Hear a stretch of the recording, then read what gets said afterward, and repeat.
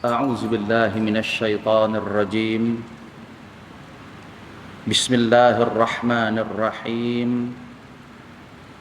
الحمد لله رب العالمين. الصلاة والسلام على سيدنا محمد الرسول الأمين وعلى آله وأصحابه أجمعين. اللهم رب اشرح لنا صدورنا ويسر لنا أمورنا واحلل عقدة من ألسنتنا تفقهوا أقوالنا. اللهم إنا نعوذ بك من علم لا ينفع ومن قلب لا يخشع ومن نفس لا تشبع ومن دعوة لا يستجاب لها. قال الله تعالى في القرآن العظيم: أعوذ بالله من الشيطان الرجيم. يا أيها الذين آمنوا اتقوا الله حق تقاته ولا تموتن إلا وأنتم مسلمون. صدق الله العظيم.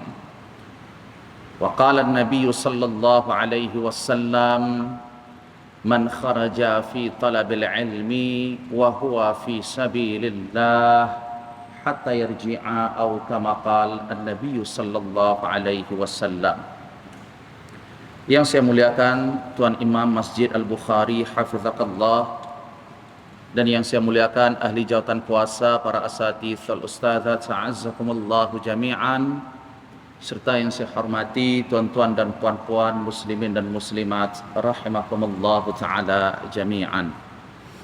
Alhamdulillah, puji syukur kita panjatkan kehadirat Allah Subhanahu wa taala, yang mana pada malam hari ini kita masih lagi diberi kesempatan serta peluang oleh Allah Subhanahu wa taala untuk bersama-sama hadir dan berkumpul di rumahnya yang mulia ini melaksanakan salat fardu maghrib secara berjamaah. Dan marilah kita memohon, berdoa serta bermunajat kepada Allah Subhanahu wa taala agar setiap ibadah yang kita kerjakan, khususnya salat fardu maghrib yang baru sahaja ditunaikan, ianya mendapat taufik, ianya diterima dan juga diridai oleh Allah Subhanahu wa taala. Dan Al-Imam Al-Ghazali berpesan, khususnya saya nafalkan daripada kitab Minhaj Al-Abidin, bagaimana supaya kita mendapat taufik daripada Allah, dan apakah juga caranya agar supaya amalan kita diterima oleh Allah. Ini dua asas yang sangat penting, urgent, essential, tuan-tuan yang dirahmati Allah. Tanpa taufik Allah, sudah banyak kali kita sebut, tidak akan mungkin satu pun di antara hamba Allah ini yang mampu mengenal Allah, yang mampu melakukan perintah Allah serta menjauhi larangan Allah. Dan yang kedua, kalau bukan karena ibadah tadi diterima oleh Allah, maka tentulah amal ibadah yang dikerjakan, yang dilakukan oleh setiap hamba ini sia-sia dan tidak berguna ataupun tidak bermanfaat bagi hamba tersebut di akhirat kelak. Jadi dua perkara ini adalah perkara yang asas, perkara yang amat penting sekali, yang tidak ada satu pun di antara hamba ini yang tak boleh tahu, yang mengabaikan benda ni. Maknanya wajib tahu. Tahu apa? Apa cara supaya kita mendapat taufik daripada Allah. Dan yang kedua, apakah caranya juga agar supaya ibadah kita diterima oleh Allah Subhanahu wa taala. Karena perkara yang kedua ini, tuan-tuan yang dirahmati Allah, tak ada satu pun di antara manusia yang mengetahui sejauh manakah amal ibadah yang dikerjakannya, ianya diterima atau tidak oleh Allah Subhanahu wa taala. Kita hanya boleh menyangka, tetapi kepastian hanya mutlak milik Allah sahaja. Jangan sampai pada hari akhirat kelak, yang mana Rasulullah mengatakan, la'a'lamanna aqwaman min ummati ya'tuna yawmal qiyamah bihasanat mithlu jibal tihama bayda fayaj'aluhallahu haba'an manthura. Aku adalah orang yang sangat kenal dan tahu betul nanti bahawa pada hari kiamat kelak ada golongan, ada kaum yang datang berjumpa kepada Allah maknanya pada waktu mereka berada di padang mahsyar, ketika nak dihisab dan ketika nak ditunjukkan oleh Allah amal ibadahnya. Pada saat itu kebaikan ibadah dia, kata Rasulullah, seperti besarnya gunung Tihama Baida yang ada di Mekah tu. Macam tu besarnya amal ibadah kaum ni, kata Rasulullah. Tetapi malangnya, fayaj'aluha Allahu haba'an mansura. Allah tak terima amal ibadah sebesar itu. Ia seperti habuk, ia seperti kapas yang dibawa angin, sama sekali tidak bermanfaat dan berlalu begitu sahaja. Maka sahabat pun risau dan bertanya kepada Rasulullah, "Man hum ya Rasulullah? Fala'allana la na'mal mithlahum." Siapakah kaum tu ya Rasulullah? Supaya kami tak buat perkara yang sama seperti yang mereka buat. Kami tak nak jadi seperti itu ya Rasulullah. Dah penat siang malam pagi petang beribadah kepada Allah, pada akhirnya Allah tolak dan tak terima ibadah tu. Masalah balasan, tuan-tuan jangan risau. Allah sudah berjanji, wa may ya'mal mithqala dzarratin khairan yarah wa may ya'mal mithqala dzarratin syarran yarah. Walau sebesar biji zarrah yang kita lakukan kebaikan, pasti dibalas oleh Allah. Innallaha la yukhliful mi'ad. Allah sama sekali tidak akan mungkir kepada janjinya. Apa yang tuan-tuan lakukan kebaikan pasti akan dibalas oleh Allah. Tetapi perlu pahami yang kedua, balasan kebaikan yang Allah beri kepada kita, confirmkah bermanfaat bagi kita? Confirmkah kebaikan itu diterima oleh Allah? Ini maknanya, balasan yang Allah beri belum tentu yang diberi oleh Allah itu diterima oleh Allah. Jadi ditanya kepada Rasulullah, siapakah ya Rasulullah orang yang malang, yang ibadahnya ditolak oleh Allah, yang sebesar gunung tu? Amma innahum ikhwanukum wa min jildatikum. Mereka ini adalah kaum, yaitu sama seperti kamu, saudara kamu, orang yang beriman, kata Rasulullah, orang yang Islam, kulitnya pun sama seperti kamu, kata Rasulullah. Tak beza pun, maknanya mereka daripada golongan manusia sama seperti kamu. Fayakhudhuna minal lail kama ta'khudhun. Mereka juga bukan calang-calang orang, kata Rasulullah. Tidak pernah, maknanya mereka ini adalah orang yang rajin menunaikan qiyamul lail. Mereka yang beribadah di waktu malam, khususnya ramai di antara manusia banyak yang tidur lelap, mereka beribadah kepada Allah. Salat tahajud, berzikir, membaca Al-Quran, muhasabah diri, ini mereka lakukan. Walakinnahum idza khalau bimaharimillah intahakuha. Ada satu perkara yang mereka buat, kata Rasulullah, sehingga perkara ini yang membatalkan amal ibadah mereka. Apa? Perkara itu, kata Rasulullah, adalah mereka apabila mendapat kesempatan, mendapat peluang untuk melakukan perkara yang diharamkan oleh Allah, maka pada saat itu mereka lakukan perkara yang diharamkan oleh Allah. Maknanya, orang yang beriman ni tadi, yang rajin beribadah di waktu malam ni tadi, kekurangannya apa? Tidak ada ilmu ihsannya kepada Allah. Tidak ada ilmu muraqabahnya kepada Allah Subhanahu wa taala. Apa maksud ihsan, tuan-tuan? Ihsan bukan maksudnya anda kasihan kepada Allah. Tapi ihsan kepada Allah di sini seperti yang diterangkan oleh Rasulullah kepada Jibril. Pada saat itu Jibril bertanya kepada Rasulullah, "Ya Muhammad, akhbirni anil ihsan." Maka Rasulullah mengatakan, "Anta'budallah ka'annaka tarah, fa illam takun tarah fa innahu yarak." Ihsan kepada Allah maknanya anda menyembah Allah, anda beribadah kepada Allah seolah-olah anda dapat melihat Allah. Dan tentu pastinya di dunia ini mustahil makhluk ini dapat melihat Allah. Tetapi yang pasti, kata Rasulullah, Allah senantiasa memperhatikan dan mengawasi kamu. Innallaha alimum bidzatis sudur. Jadi kata Al-Imam Al-Ghazali, berpesan kepada kita semua agar ibadah kita diterima oleh Allah, agar kita mudah melakukan ibadah yaitu dengan taufik Allah. Lakukanlah satu perkara yang diwasiatkan oleh Rasulullah, at-taubah wal istighfar.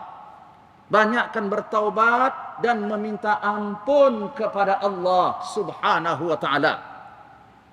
Apakah ketika mendengar kalimat taubat kita merasa sebab tak ada melakukan dosa besar, that's why saya tidak perlu bertaubat kepada Allah? Salah, tuan-tuan. Siapapun kita, apapun pangkatnya, bagaimanapun hebat dan tingginya ibadah yang kita lakukan di dunia ini, tetap dan wajib kita bertaubat kepada Allah, karena ini merupakan tuntutan Allah dan juga tuntutan Rasulullah sallallahu alaihi wasallam. Cukuplah saya katakan satu perkara, yaitu hadis Rasulullah mengatakan yang menyedarkan diri kita bahwa kullu ibni Adam khata'. Setiap anak Adam ini pasti melakukan kesalahan. Kalimat khata' dalam bahasa Arab beda dengan akhta'. Khata' kesalahan, kemaksiatan yang dilakukan dengan sengaja. Tetapi akhta' ini sesuatu kesalahan yang dilakukan dengan tidak sengaja. Maknanya Nabi sebut khata', semua anak Adam ini pasti melakukan kemaksiatan, melakukan dosa dan kesalahan secara sengaja. Wa khairul khata' at-tawwab.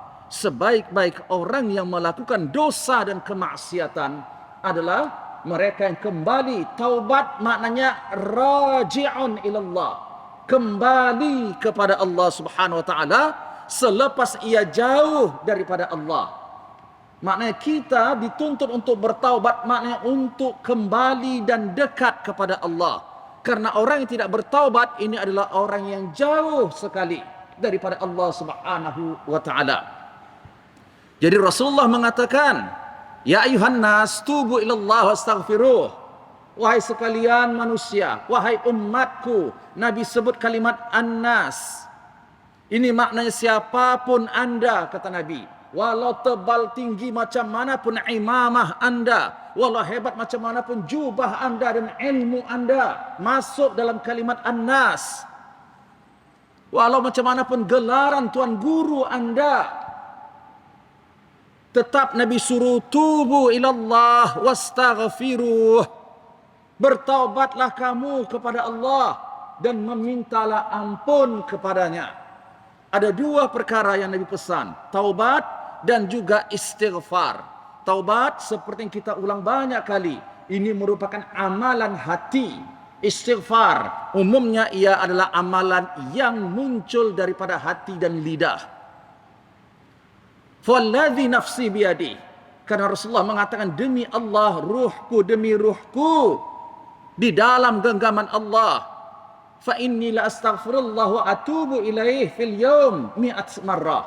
Saya setiap hari, khususnya setiap satu dalam majlis saja, pasti akan bertaubat dan meminta ampun kepada Allah sebanyak 100 kali. Dalam riwayat yang lain adalah 70 kali. Jadi saya nak mengajak diri saya dan kita semua senantiasalah bertaubat kepada Allah. Karena kata Rasulullah SAW, innal iman yang dimiliki oleh hamba ini, ianya sama seperti baju yang baru, tuan-tuan. Yang mana baju baru yang tuan-tuan beli 10 tahun lepas, hari ini anda lihat dia baru lagi atau sudah lama kelamaan warnanya ataupun bentuknya sudah tidak lagi seperti baru. Macam itulah iman. Mana iman ini perlu ditajdid.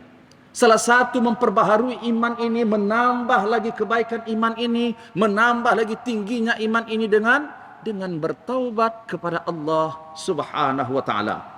Tuan-tuan dan puan-puan dirahmati Allah, kita masih lagi meneruskan wasiat Rasulullah sallallahu alaihi wasallam yang kedua, yang mana wasiat Rasulullah menyeru kepada kita untuk ittiba' al-janaiz. Itu mengunjung serta menghantar jenazah sampailah ke liang lahat. Dan di sini kita akan teruskan apakah thawab salatil janazah wa tashyi'uha. Apakah pahala dan juga kelebihan bagi orang yang mensolatkan jenazah serta orang yang menghantarkan jenazah itu sampailah ke liang lahat, iaitu sampai dikebumikan jenazah tersebut. Jadi kebaikan bagi mensolatkan jenazah ini ada dua jenisnya.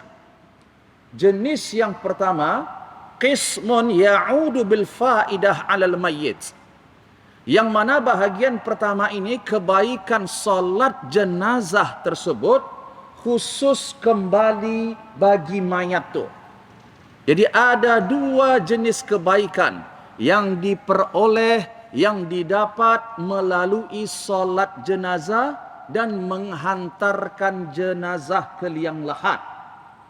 Kelebihan yang pertama, kebaikan yang pertama, yaitu kembali kepada mayat tu. Ini kebaikan yang akan didapat oleh jenazah tu khususnya. Adapun yang kedua, bahagian ataupun kebaikan yang kembali kepada orang yang mensolatkan jenazah dan menghantarkan jenazah tu ke liang lahat. Jadi dua belah pihak akan mendapat kebaikan. Yang pertama pihak mayat, yang kedua pihak yang mensalatkan mayat tu, menghantarkan jenazah tu. Khususnya qismun atau bahagian yang pertama, yaitu kebaikan dan manfaat yang khusus kembali kepada jenazah. Apa kebaikan yang diperolehi oleh mayat dan jenazah ketika ia disolatkan? Ini pentinglah tuan-tuan yang dirahmati Allah. Tidak salah tuan-tuan menyuruh imam, tidak salah tuan-tuan menyuruh ustaz atau siapa sahaja. Tapi alangkah eloknya, alangkah afdalnya kalau yang mensolatkan jenazah tu kaum kerabat yang paling dekat dengan mayat tu. Apatah lagi yang meninggal tu orang tua, maka amat baik sekali yang mensolatkan jenazah itu anaknya, warisnya. Kita sama-sama tahu bahawa Rasulullah mengatakan satu di antara tiga perkara yang bermanfaat bagi mayat, doa al-walad salih, doa anak yang saleh, yad'ulah, yang mendoakan ibu dan ayahnya. Apa kena mengena doa dengan solat jenazah? Solat dalam bahasa Arab maksudnya tuan-tuan adalah doa. Dan secara syarak pun, salat itu memang terdapat di dalamnya doa. Jadi berbanding orang lain dengan anaknya sendiri, doa mana yang paling dekat tuan-tuan? Saya mau tanya dulu. Kenapa nih ada lagi yang malu, yang ragu, yang segan nak mensolatkan jenazah ayah dia, abang dia, adik dia, tok dia, wan dia. Semua harap ke orang lain. Jadi apa kita di dunia? Sampai solat jenazah pun tak boleh untuk keluarga sendiri. Subhanallah. Benar, mengkafankan mungkin perlu ada kemahiran. Memandikan mungkin juga. Ini walau bagaimanapun memandikan ini paling afdal orang yang terdekat. Karena ini menyangkut dengan aurat jenazah. Mengkebumikan memang umumnya kita upah. Solat jenazah pun perlukah lagi kita mengupah? Perlukah lagi orang lain yang buat? Hanya 4 takbir, tak ada rukuk dan sujud pun. Bukan masalah anda ustaz atau tidak. Syarat sah solat jenazah itu bukan ustaz, tuan-tuan yang dirahmati Allah. Apakah tidak sedih orang tua yang berbaring jasad yang kaku tu? Akhir sekali dia berada di dunia ini pun tak mampu anak dia mensolatkan jenazahnya. Ya Allah, inikah balasan kita kepada orang tua kita? Inikah balasan kita kepada orang yang sangat berjasa kepada kita? Solat jenazah saja kita tak mahu nak buat, konon lagi kita nak mendoakan selepas dikebumikan. Karena pentingnya solat jenazah ni, apatah lagi yang imam itu adalah kaum kerabatnya. Kita tahu bahawa takbir yang pertama itu membaca Al-Fatihah. Al-Fatihah ini dulu pernah kita bincang kelebihannya. Bahkan Allah mengatakan hadis Al-Qudsi ada 2 bahagian dalam surah Al-Fatihah. Separuh daripada ayat Al-Fatihah itu adalah pujian kepada Allah. Separuh lagi daripada Al-Fatihah itu doa untuk hamba tu yang dia panjatkan kepada Allah. Yang kedua, takbir yang kedua, salawat kepada Rasulullah sallallahu alaihi wasallam. Cukuplah kita katakan bahawa man shalla alayya salatan sallallahu alaihi asyra. Siapa yang berselawat kepadaku 1 selawat, kata Rasulullah, Allah balas selawatnya dengan memberikan rahmat dan ampunan kepada orang yang berselawat tadi, dan dia selawatkan tadi itu melalui salat jenazah tadi kepada mayat tu. Rahmat dan ampunan Allah turun. Dan selawat juga tuan-tuan dirahmati Allah merupakan asas bahawa doa kita ni diangkat atau tak diterima oleh Allah. Dalam satu athar Umar bin Khattab mengatakan, inna du'a mauqufun bainas sama'i wal ardi. Doa kita ini terhenti, tertahan di antara langit dan bumi. Tidak berada di bumi, juga tidak naik ke langit. Naik ke langit di sini tolong pahami betul-betul bukan Allah perlu dan tinggal di langit, tuan-tuan. Langit di bawah kuasa Allah, di bawah liputan Allah, bukan Allah yang di bawah liputan langit. Ini bahaya, hati-hati dalam bab akidah. Jadi, bagaimana supaya doa kita sampai hatta tusalliya ala nabiyyika Muhammadin sallallahu alaihi wasallam.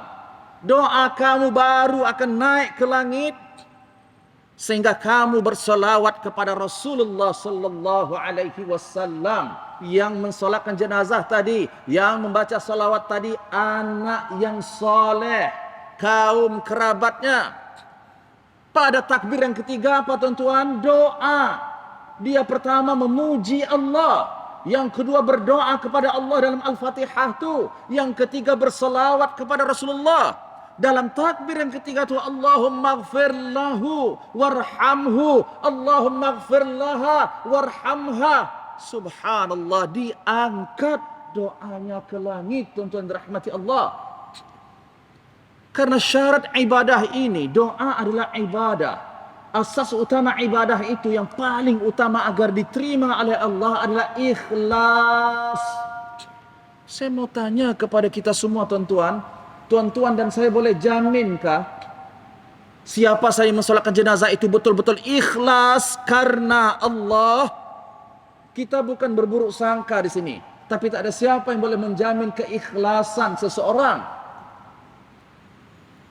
Saya bukan mempertikaikan masalah adat istiadat, tapi bab ikhlas ini asas utama ibadah diterima atau tidak oleh Allah. Kita solat jenazah tu bukan hanya nak lepaskan fardu kifayah sahaja. Ni kebaikan yang didapat oleh jenazah tu penting sangat-sangat dalam solat jenazah tu. Kemudian yang keempat, kita minta lagi kepada Allah, berdoa lagi untuk jenazah tersebut. Kenapa harus berdoa menunggu malam saat lagi tahlil? Tu pada waktu solat jenazah tu penting sangat tu. Nak berdoa kepada Allah melalui solat tu. Allahu Akbar. Pesan kepada anak cucu. Jangan cuma kita ingatkan harta benda yang kita tinggalkan kepada mereka. Ingatkan mereka, solatkan jenazah wan nanti. Solatkan jenazah ayah. Jangan solat jenazah pun orang lain juga nak buat. Kamu saya sekolahkan tinggi-tinggi, habis semua. Saya jual habis semua, saya kerjakan di dunia ini untuk menafkahi kamu. Tak bolehkah akhir hayat saya kamu yang menjadi imam solat jenazah saya? Subhanallah, mohon maaf tuan-tuan, tapi ini adalah satu perkara yang amat penting. Karena tadi kata Rasulullah SAW, ada 2 kebaikan yang akan kembali bagi orang yang mensolatkan jenazah. Yang pertama, kebaikan yang kembali, maksudnya untuk jenazah itu khusus. Dan yang kedua, untuk orang yang mensolatkan jenazah. Apa kebaikan yang didapat oleh jenazah, tuan-tuan? Kata Rasulullah SAW, hadis riwayat Ibnu Abbas radhiyallahu anhuma, "Ma min arba'ina min mu'min yashfa'una li mu'min illa syafa'ahumullahu fih." Kata Rasulullah SAW, tidaklah jenazah yang meninggal dunia disolatkan 40 orang yang beriman. Dan riwayat Imam Muslim menambahkan la yusyrikuna billahi syai'an. Yang mensolatkan jenazah ini tadi bukan hanya beriman tetapi tidak melakukan perbuatan syirik. Syirik, saya ulang tuan-tuan, ada namanya syirik daripada akidah, keyakinan. Ada syirik melalui perbuatan. Ada syirik yang nampak. Ada syirik yang tak nampak. Ada syirik yang kecil. Ada syirik yang besar. Pastikan 6 jenis syirik ni tidak ada pada orang yang mensolatkan jenazah tu. Satu di antara syirik yang paling ditakuti oleh Rasulullah, asyirku al-asghar. Syirik kecil. Syirik kecil apa? Ar-riya. Riya ini merupakan perbuatan syirik, tuan-tuan dirahmati Allah. Dah kita share dulu doa bagaimana supaya kita terhindar daripada perbuatan syirik yang kecil ataupun yang besar.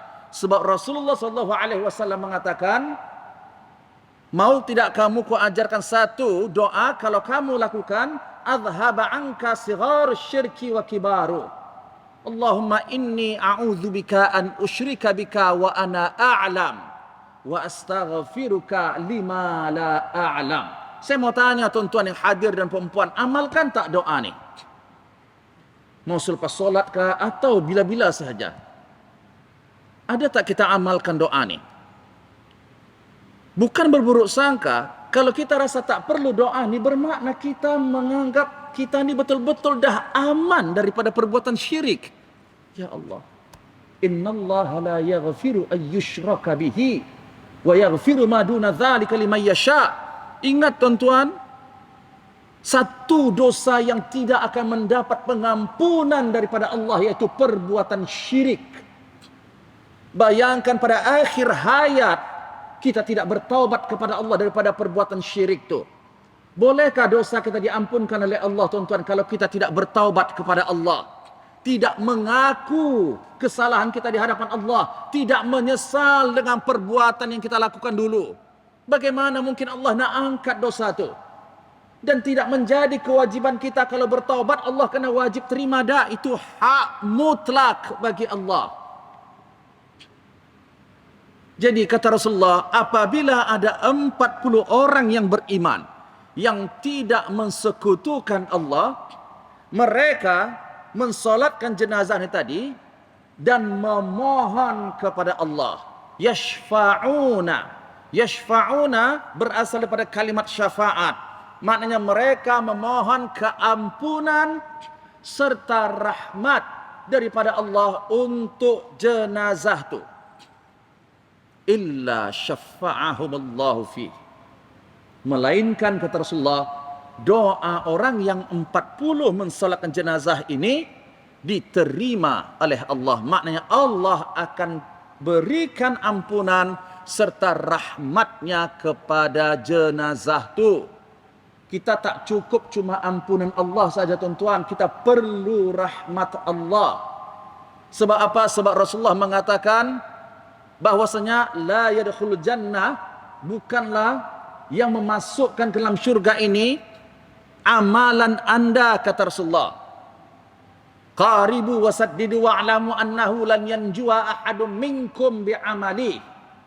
Ketahui kata Rasulullah, tak ada seorang pun di antara hamba Allah ini yang selamat daripada azab Allah disebabkan amalannya, bukan amalan tuan-tuan. Walaupun amalan ini merupakan sesuatu yang dituntut, tapi jangan kita sombong, merasa amalan saya banyak, amalan saya lah yang memasukkan saya ke dalam syurga. No. Tetapi kata Rasulullah, rahmat dan kurnia Allah yang memasukkan kita ke dalam syurga, termasuk juga Rasulullah sallallahu alaihi wasallam. Jadi pada saat kita mendoakan jenazah tu, kita meminta supaya Allah berikan rahmat kepada jenazah tadi serta ampunan yang Allah berikan kepada jenazah tersebut. Kalau yang mendoakan itu ada 40 orang yang beriman dan tidak melakukan perbuatan syirik, dengan izin Allah, Allah kabulkan doa mereka. Subhanallah. Jadi penting sekali tuan-tuan, ya, untuk kita meramaikan jumlah orang yang mensolatkan jenazah tu. Ya, untuk mensolatkan jenazah tersebut.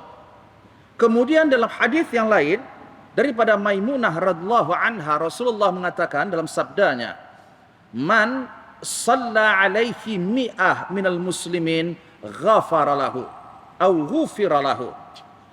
Sesiapa sahaja, maknanya jenazah, apabila disolatkan 100 orang yang beriman, orang yang Islam, kata Rasulullah sallallahu alaihi wasallam, maka diampunkan dosa-dosanya oleh Allah subhanahu wa ta'ala. Dan termasuk juga tuan-tuan dirahmati Allah, terkadang kita tidak boleh juga expectation bahawa setiap masa tu memang ramai saja orang yang mensolatkan jenazah. Contohnya, apa yang berlaku pada waktu virus PKP yang corona dulu. Jadi terhad sangat-sangat, ya, terbatas sangat-sangat orang yang mensolatkan jenazah tu. Hanya orang-orang petugas-petugas kesihatan yang tertentu sahaja yang dibenarkan. Betul tak tuan-tuan? Ini untuk menghalang agar virus tadi tidak merebak dan juga tidak mengenai orang lain. Jadi bagaimana? Apakah jenazah tadi disolatkan oleh 4-5 orang tak dapat apa-apa ke syafaat? Masih lagi ada peluang. Kata Rasulullah, "Man shalla alaihi thalathah sufuf faqad aujaba." Riwayat Abu Daud dan Imam At-Tirmidzi. Kata Rasulullah, siapa, maksudnya jenazah yang disolatkan oleh 3 saf, maka ia berhak dengan izin Allah mendapat syurga.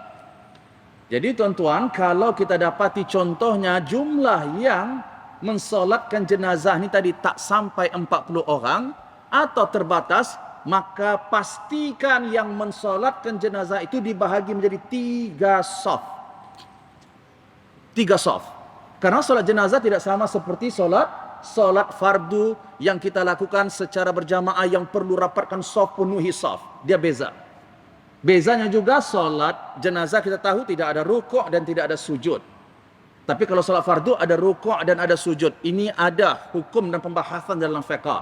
Tapi apa yang nak saya sampaikan di sini, tidak semestinya anda kena tunggu penuh satu baris baru nak buat saf kedua. Dah, ini bukan solat fardu, ini solat jenazah. Walaupun solat jenazah itu termasuk daripada kategori fardu kifayah, tapi pelaksanaannya tidak sama seperti solat 5 waktu. Bahagi, kalau ada 6 orang, bahagi 3 saf, 2.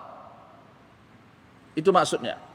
Sebab jenazah itu akan mendapat syafaat juga, akan mendapat kebaikan juga. Ini adalah nas yang zahir daripada Rasulullah sallallahu alaihi wasallam.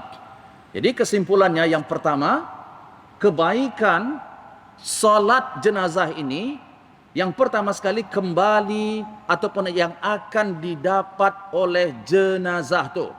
Solatkan jenazah tadi sekurang-kurangnya kalau boleh 40 orang atau 100 orang atau kita jadikan yang mensolatkan tadi 3 saf. Ya, jadikan solat itu 3 saf. Ajarkan kepada waris ya tuan-tuan. Sampaikan balik ke rumah nanti. Saya bukan minta maaf, bukan mengatakan tuan-tuan tak tahu. Mungkin benda ni terlupa. Dulu dah belajar, tapi mungkin terlupa. Bagi tahu mereka, ingatkan mereka. Jangan cuma bab harta saja ingatkan mereka. Nanti kalau saya mati, wasiat saya ni ada tanah ni. Okey, itu silahkan. Tapi yang ni penting untuk akhirat kita. Beritahu. Tumpang kita masih ingat. Sebab besok lusa tak tahu, entah nyanyok hilang ingatan dah. Tak tahu nak buat apa. Kurang-kurangnya adalah di dunia ini kita berpesan kepada waris dan keluarga kita.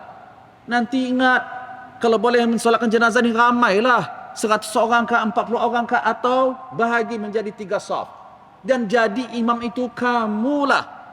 Tolong yang jadi imam itu kamu, wahai anakku, wahai cucuku.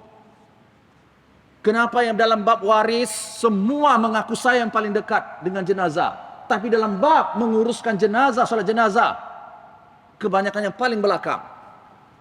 Semua tak apa orang lain, tak apa orang lain.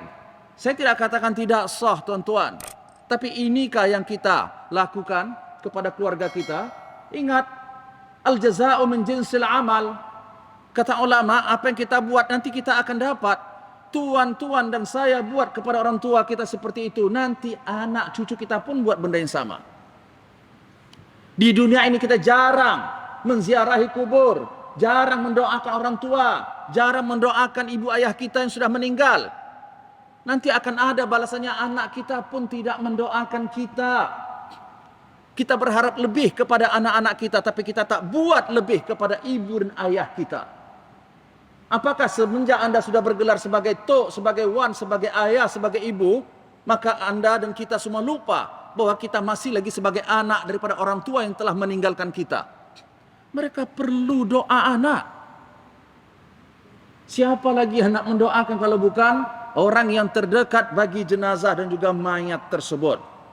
Bahagian yang kedua kata di dalam wasiat Rasulullah ini adalah kebaikan serta pahala yang akan kembali, maknanya yang akan didapat orang yang mensolatkan jenazah tu, orang yang menghantarkan jenazah tu. Apa kebaikannya? Kata Rasulullah SAW, "Man kharaja ma'a jenazah min baitiha wa shalla 'alaiha thumma yatba'aha hatta tudfan kana lahu qiratan min ajrin kullu qirat mithlu Uhud wa man shalla 'alaiha thumma raja'a kana lahu min al-ajri mithla Uhud atau kama qala." Sesiapa yang keluar, maknanya dia ikut menghantarkan jenazah daripada rumahnya, daripada rumah jenazah tu dia ikut keluar menghantarkan jenazah tu, dan dia solatkan jenazah tadi, dia hantar sampailah jenazah tu dikebumikan, di liang lahat, maka kata Rasulullah, orang tersebut akan mendapat pahala 2 qirat. Dan 1 qirat ini kata Rasulullah bersamaan seperti gunung Uhud besarnya. Jadi kalau orang yang menghantarkan, mensolatkan jenazah sampailah dikebumikan, dia mendapat pahala seperti 2 gunung Uhud.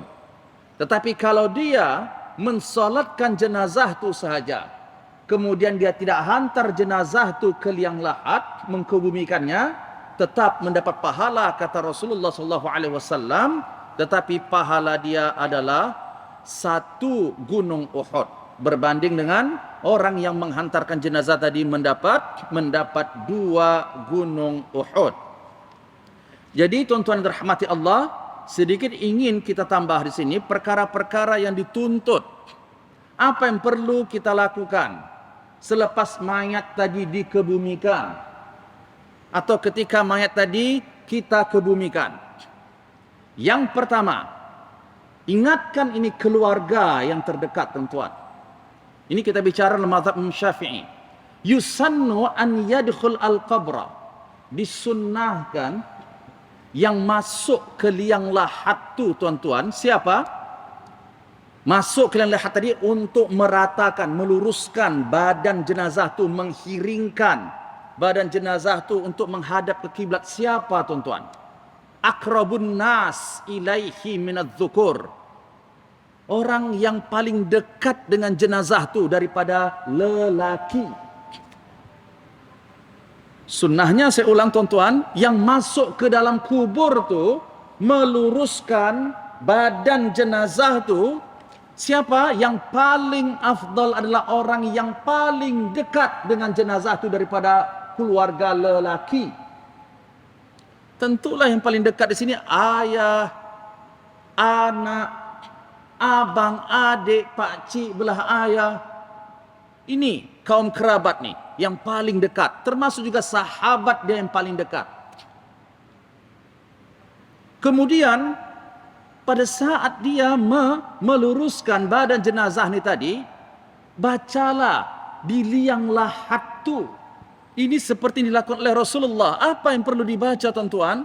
Baca pada saat dia meluruskan, mengiringkan badan jenazah tu, bismillahi wa ala sunnati Rasulillah.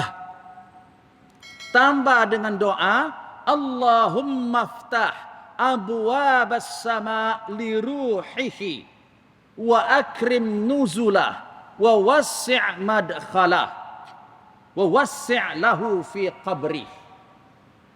Jadi ketika dia meluruskan jenazah tadi di dalam liang lahat, katakan anak dia, adik laki-lakinya, pada saat dia mengiringkan jenazah itu baca bismillahi wa ala sunnati Rasulillah atau bismillahi wa ala millati Rasulillah.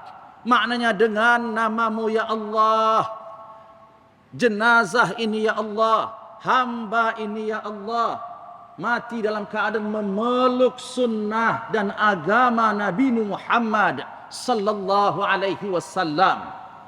Kemudian diteruskan dengan baca doa tadi, ya Allah, iftah abwabas sama li ruhi. Tolong bukakan pintu-pintu langit bagi ruh jenazah ni ya Allah. Wa akrim nuzula, muliakan ya Allah tempat tinggalnya di kubur ni ya Allah. Wa wassi' madkhalah, luaskan kuburnya ya Allah, luaskan alam barzakhnya ya Allah. Wa wassi' lahu fi qabri, dan luaskan juga ya Allah, berikan ia nikmat ketika berada di dalam kuburnya ya Allah. Ada tak yang pernah buat ini tuan-tuan? Tahu tak ini sunnahnya? Mengiringkan jenazah tadi di dalam liang lahat, masuk kita ke bawah tu. Tapi kadang-kadang saya mohon maaf, sedih. Kadang-kadang anak sendiri dengan spek matanya, kasut yang berkilat jauh betul daripada lubang kubur ayahnya. Tunggulah orang lain dok kebumikan, masukkan semua. Ya Allah. Padahal sunnahnya itu orang yang paling dekat dengan jenazah tu. Tuan tengoklah kawan-kawan yang sudah meninggal dunia, tengok, perhatikan. Bukan kita memburuk sangka, menilai orang lain, tak.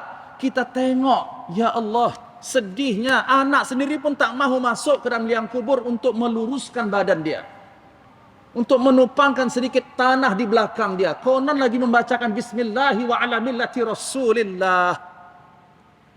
Ini sunnah yang pertama. Yang kedua, wajib. Ini kita tahu dalam mazhab Syafi'i, mengiringkan mayat itu di bahagian badannya sebelah kanan serta mengarahkannya ke arah kiblat.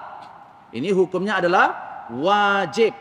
Maknanya apabila dia sedar tadi mayat ni tidak menghadap ke kiblat, maka ketika itu yajibu nabsyu, wajib dia gali balik kubur tu dan diarahkan ke arah kiblat bahagian badan kanan jenazah tersebut. Tetapi kalau memang dah lama dibimbangi mayat itu sudah reput ataupun sudah hancur, maka ini lain lagi hukumnya. Kemudian tuan-tuan, disunnahkan juga ini khusus di dalam pendapat jumhur fuqaha, bukan hanya Imam Syafi'i sahaja. Imam Hanafi termasuk juga Imam Malik mengatakan bahawa orang yang betul-betul berada di bibir lubang kubur tu, kan pada saat jenazah tadi sudah ditutup di dalam lahat ataupun dalam kerenda, kan masing-masing kita bagi tanah ya, digali tanah, terimanya ditimbus tanah tadi ke atas jenazah tersebut. Jadi orang yang berada ataupun orang yang menimbus tanah itu disunnahkan mengambil 3, sama ada seperti ini. Kalau pasir ambil seperti ini. Kalau tanah tak apa, kepul dengan 2 belah tangan ataupun sebelah tangan. Baca setiap kepulan, maknanya ada 3 kepulan tanah ataupun pasir tu yang kita tuang untuk menimbus jenazah tadi. Yang pertama sebut minha khalaqnakum, timbus 1 tanah. Kemudian ambil yang kedua pula, wa fiha nu'idukum, letakkan. Kemudian ambil yang ketiga, wa minha nukhrijukum taratan ukhra. Ini sunnah, ini dilakukan oleh Rasulullah. Anda boleh rujuk di dalam firman Allah surah Taha ayat 55. Kalau nak hafal yang disunahkan ni tadi, saya ulang, 3 kepulan ataupun tiga dua tapak tangan ni anda ambil setiap satu kepulan ataupun satu kali dengan 2 belah tangan atau 1 belah tangan. Minha khalaqnakum. Kemudian wa fiha nu'idukum. Letakkan tanah tu lagi di dalam. Kalau boleh letakkan yang membaca tadi di bahagian kepala jenazah tu. Dia menghadap, berdiri di bahagian kepala jenazah tu sambil dia timbus tanah tu di bahagian kepala jenazah tersebut. Wa minha nukhrijukum taratan ukhra. Apa maknanya tuan-tuan? Maknanya minha, dari tanah nilah. Kata Allah, kami menciptakan kamu. Wa fiha nu'idukum, dan di dalam tanah nilah kami akan kembalikan kamu. Wa minha nukhrijukum taratan ukhra, dan dari tanah ni juga kamu akan kami keluarkan untuk kali berikutnya, khususnya pada hari kiamat kelak. Yang ketiga, ingat tadi tuan-tuan ya, yang pertama tadi sunnahnya yang meluruskan badan jenazah tu kaum terdekat yang lelaki sambil membaca bismillahi wa ala millati rasulillah. Yang kedua, berada di bibir ataupun dekat lubang kubur tu sambil menimbus tanah, kalau boleh ambil di bahagian kepala 3 kali. Baca minha khalaqnakum fiha nu'idukum wa minha nukhrijukum taratan ukhra. Yang ketiga, disunnahkan bagi orang yang mengantarkan jenazah tu di yang lahat untuk menunggu selepas dikebumikan tu. Ia umumnya kan baca talqin. Ini terutamanya orang yang paling dekat nih. Tunggu sampai bila tuan-tuan menunggu? Kalau boleh menunggu seperti menyembelih unta.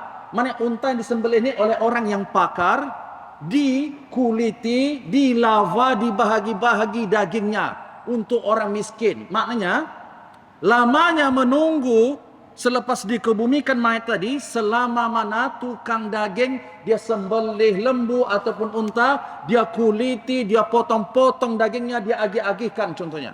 Macam tu lamanya. Agak-agak berapa lama tuan-tuan?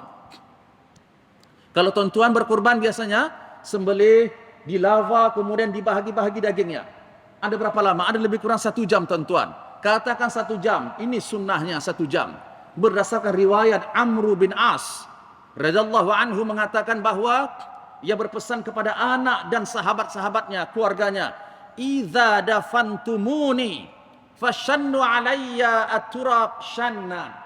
Apabila kamu mengkuburkan dan mengkebumikan jenazahku, wahai anakku dan sahabat-sahabatku, kata Amr bin As, tolong timbunlah tanah itu secara perlahan-lahan. Itu manusia tuan-tuan, bukan ayam di dalam lubang kubur tu. Hontak dilempar tanah yang kekas tu bunyi kerendah tu macam nak meletup. Subhanallah. Manusia ini yang dimuliakan oleh Allah.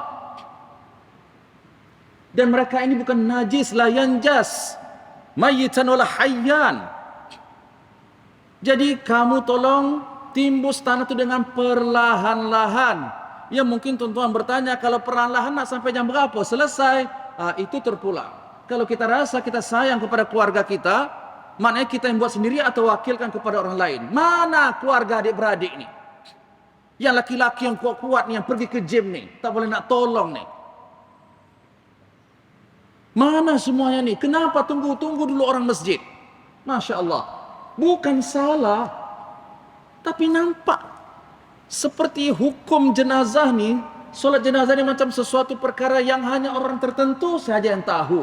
Ini tak sepatutnya berlaku kepada umat Islam, tuan-tuan. Ya Allah, kalau tak ada orang masjid itu macam mana? Kalau ramai pula jenazah yang disolatkan, nak tunggu satu persatu.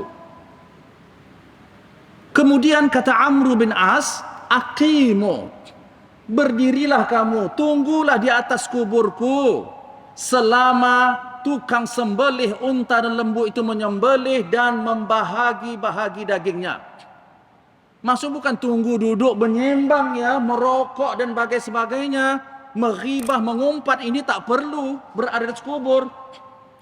Maksudnya berdoa di atas kubur tuh. Sebab apa? Sebab kata Amr bin As, saya rasa kuat, saya rasa berani, saya tidak rasa gerun pada saat Rusulu Rabbi, Munkar dan Nakir mendatangi aku. Ini tuan-tuan kelebihannya. Jadi yang ketiga tadi sunnahnya kita tunggu, terutamanya kaum kerabat, saya ulang nih, anak, keluarga nih yang paling dekat. Dan yang berikutnya adalah al-istighfar lil mayit. Saya tambah sedikit, mohon maaf. Itu beristighfar, memohon ampun kepada Allah bagi mayat itu. Dan doakan at-tathbit. Karena Rasulullah SAW lamma faragha min dafni al-mayyit, Nabi setiap kali selesai mengkebumikan jenazah, maka Nabi menyeru kepada sahabatnya, istaghfiru li akhikum hadza was'alullaha lahu at-thabit atau at-tathbit. Kata Rasulullah, mintalah ampun kepada Allah bagi saudaramu dalam jenazah ni, dan mohonlah kepada Allah agar ia diberikan at-tathbit. At-tathbit maknanya dia boleh menjawab setiap soalan yang diajukan oleh Munkar dan Nakir. Allahumma thabbithu bil qawli thabit. Jadi bukan hanya kita Allahumma gfir lahu, Allahumma arhamhu wa'afihi warhamhu wa'fu anhu. Tambah lagi dengan tathbit, kata Rasulullah, Allahumma thabbithu bil qawli thabit. Ya Allah, mudahkan lidahnya untuk menjawab setiap soalan-soalan yang ditanya oleh malaikat Munkar dan juga Nakir. Dan juga boleh ditambah dengan doa, Allahumma hadza abduka wa anta a'lamu bihi minna wa ma na'lamu minhu illa khairan faqad ajlastahu litas'alahu. Allahumma thabbithu bil qawli thabit fil akhirah kama thabbithu fid dunya. Allahumma arhamhu walhiqhu bi nabiyhi Muhammadin sallallahu alaihi wasallam wa la tudillana ya Allah ba'dahu wa la tahrimna ajrahu wa la taftinna ba'dahu waghfir lana wa lahu wa lisairil muslimin. Maknanya keluarga yang mentalkinkan tadi itu, siapa-siapa saja mentalkinkan, kalau kita dapati tak ada doa ni, tambah lagi doa itu sendiri. Kemudian juga tuan-tuan dirahmati Allah, menurut umum ya, kebanyakan para fuqaha mengatakan sunnah mentalkinkan mayat yang mukallaf selepas ia dikebumikan. Itu mentalkinkan dengan kalimat tauhid. Makna di sini orang yang mentalkin tadi itu dia berada di bahagian kepala jenazah tu di atas, kemudian dia menghadap ke arah kubur mengatakan ya fulan bin fulan atau ya Abdullah bin Amatallah. Wahai hamba Allah, anak daripada ibu ini, hamba perempuan Allah, mana dibinkan kepada ibunya ataupun jadi dibinkan kepada ayahnya. Tetapi riwayat Abi Umamah dibinkan kepada ibunya. Jadi kalau tak tahu nama ibunya, binkan dengan Hawa. Binkan ya fulan bin Hawa. Ini kalau tidak tahu nama ibunya. Jadi ini adalah sunnah yang selalu dilakukan ketika mentalkinkan jenazah. Jadi jangan heran di dalam bab fiqh umumnya ulama berbeza pendapat. Jadi ada di antara ulama yang mengatakan bahwa talqin itu hanya disunnahkan ketika nazak itu sahaja. Jadi tak disunnahkan selepas dikebumikan. Ini menurut satu pandangan. Tapi saya secara pribadi mengambil pendapat jumhur fuqaha bahwasanya sunnah mentalkinkan jenazah bukan saja ketika dia nazak, tapi selepas dikebumikan. yaitu mentalkinkannya dengan apa? Kalimat tauhid, yaitu kalimat mentauhidkan Allah Subhanahu wa taala. Dan dalilnya adalah riwayat Imam At-Tabrani dalam kitab Al-Kabir, bahwasanya Rasulullah sallallahu alaihi wasallam pernah ditanya, ya Rasulullah, fa illam ya'rif ummah, bagaimana kalau yang mentalkinkan ini dia tak tahu nama ibunya? Ini selepas Rasulullah mengatakan, idza mata ahadum min ikhwanikum, kalau salah seorang saudara kamu meninggal dunia, fasawaitum at-turab, kamu ratakan tanah ke atas kuburnya, falyakum, hendaklah satu di antara kamu berdiri di bahagian kepala jenazah tadi, kubur tadi, dan mengucapkan, ya fulan bin fulana. Rupanya tuan-tuan, ketika mentalkinkan jenazah itu disebut oleh orang yang mentalkinkan, ya fulan bin fulana, innahu yasma'uhu, jenazah itu dengar tapi dia tak jawab. Kemudian yang kedua disebut lagi, ya fulan bin fulana. Ketika disebut wahai fulan bin fulana, duduk lurus jenazah itu tuan-tuan, tapi kita tak nampak. Kalau nampak lain cerita pula, lari semua pula ya. Baik. Yang ketiga, ya fulan bin fulana, disebut lagi orang yang mentalkin tadi fulan bin fulana, maka ia mengatakan, arsyidna rahimakallah. Rupanya dia bercakap dalam kubur tu, beri saya petunjuk, bagi tahu, ajarkan saya wahai saudaraku yang rahmati Allah. Dia minta kita talkinkan dia. Kemudian sebutkanlah bahwa uzkur ma kharajta alaihi minad dunya syahadatu an la ilaha illallah wa anna muhammadar rasulullah wa annaka radita billahi rabba wa bil islami dina.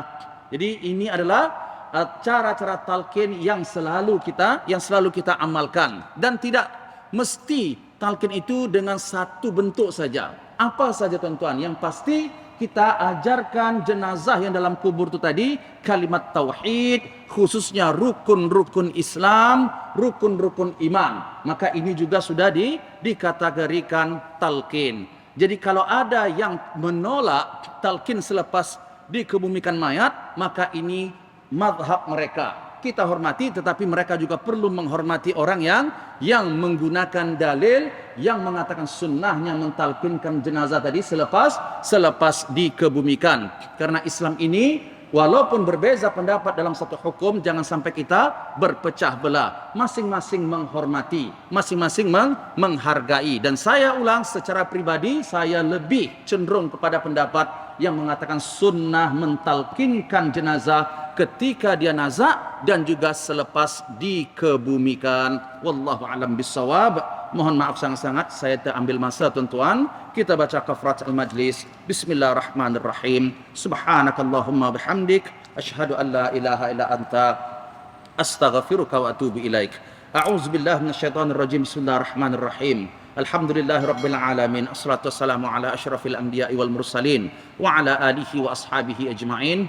Allahumma ighfir lana dhunubana wa liwalidina warhamhum kama rabbawna shighara. Allahumma akhtim lana bihusnil khatimah wa la takhtim alaina bisu'il khatimah. Rabbana atina fid dunya hasanah wa fil akhirati hasanah wa qina adzaban nar. Wa sallallahu ala sayidina Muhammad wa ala alihi wa ashabihi ajma'in. Walhamdulillahi rabbil alamin. Assalamualaikum warahmatullahi wabarakatuh.